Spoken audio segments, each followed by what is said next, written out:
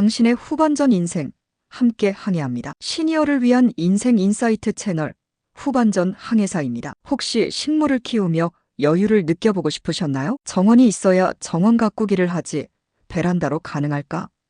그런 생각 드셨죠? 그런데요, 요즘은 시니어분들 사이에서 베란다 가드닝이 굉장히 인기랍니다. 큰 마당 없어도 괜찮아요. 햇살 잘 드는 우리 집 베란다 하나면 충분하거든요. 오늘은 어떻게 하면 베란다에서 식물들과 함께하는 생활을 시작할 수 있을지 아주 쉽게 하나하나 설명드릴게요. 먼저 왜 베란다 가드닝이 좋은지부터 이야기해 볼까요? 첫째, 마음이 편안해집니다. 식물을 마주하는 시간은 스트레스를 줄이고 마음을 차분하게 만들어줘요. 손으로 흙을 만지고 싱그러운 잎을 바라보는 것만으로도 기분이 안정되거든요. 둘째, 운동이 자연스럽게 됩니다. 흙을 갈고 물을 주고 화분을 들고 옮기다 보면 하루에 몇 번씩 몸을 움직이게 돼요. 굳이 운동을 따로 하지 않아도 활동량이 늘어나죠. 셋째, 햇볕을 쬐을 수 있어요. 햇볕은 우리 몸에 꼭 필요한 비타민 D를 만들어주고 행복 호르몬이라고 불리는 세로토닌 분비도 도와줘요. 베란다에서 시간을 보내다 보면 자연스럽게 햇볕을 쬐게 되니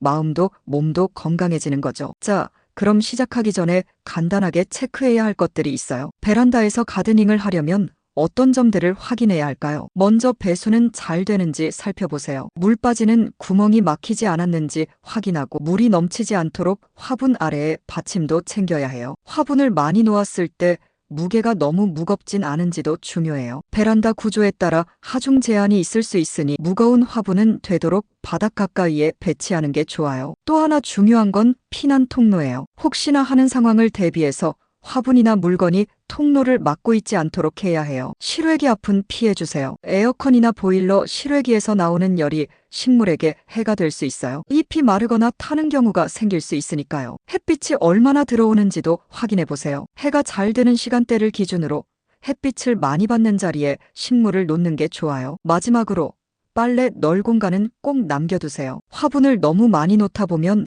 빨래를 널 공간이 줄어들 수 있으니까요. 세탁물과 식물의 위치를 잘 나눠서 배치해 보세요. 이제 본격적으로 시작할 준비를 해볼까요? 첫 번째는 자재 준비입니다. 플랜터, 즉 화분이 필요해요. 크기와 깊이는 식물의 종류에 따라 다르지만 처음 시작하신다면 중간 크기의 플랜터 하나로 충분해요. 물을 주기 위한 물뿌리개도 있어야 해요. 일반 물병도 괜찮지만 가드닝 전용 물뿌리개는 물줄기를 조절할 수 있어 더 편리하답니다. 삽도 필요해요. 작은 플라스틱 삽 하나만 있어도 흙을 고르고 식물을 심을 수 있어요. 그리고 화분 밑에 깔 돌도 필요해요. 배수석이라고 하는데요.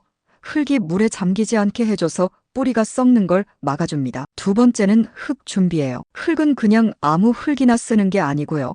배양토라는 게 있어요. 초보자라면 이 배양토를 추천드려요. 식물에 필요한 영양소가 고르게 섞여 있어서 별도로 비료를 주지 않아도 된답니다. 꽃, 채소, 허브용 배양토가 따로 있어서 키우려는 식물에 맞게 선택하면 더 좋아요. 세 번째는 식물 준비입니다. 처음엔 키우기 쉬운 식물부터 시작하는 게 좋아요. 물을 자주 주지 않아도 되고 벌레가 잘 안 붙는 식물들이 좋겠죠? 예를 들면 산세베리아, 페퍼민트, 유카, 파키라, 선인장 같은 식물들이 있어요. 이 식물들은 환경에 강하고 물 관리도 어렵지 않아요. 특히 페퍼민트는 벌레를 쫓는 효과도 있어서 베란다에 놓기 딱 좋아요. 로즈마리는 향도 좋고 음식에 활용도 가능해서 활용도가 높답니다. 자, 그럼 마지막으로 조심할 점 두 가지를 꼭 기억해 주세요. 첫째, 벌레 대책입니다. 벌레는 통풍이 잘 안 되거나 습한 환경을 좋아해요. 그래서 식물간 간격을 조금씩 띄워서 공기가 잘 통하게 해주는 게 중요해요. 그리고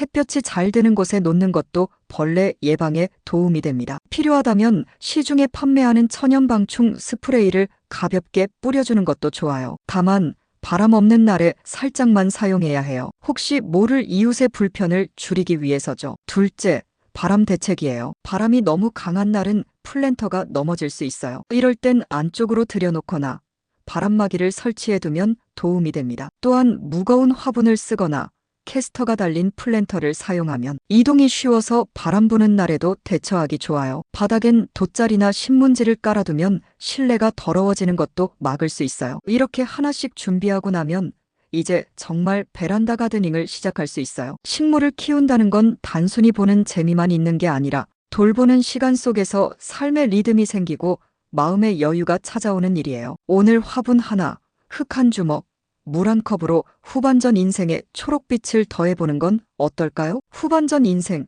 함께 항해해요. 구독과 좋아요 잊지 마세요.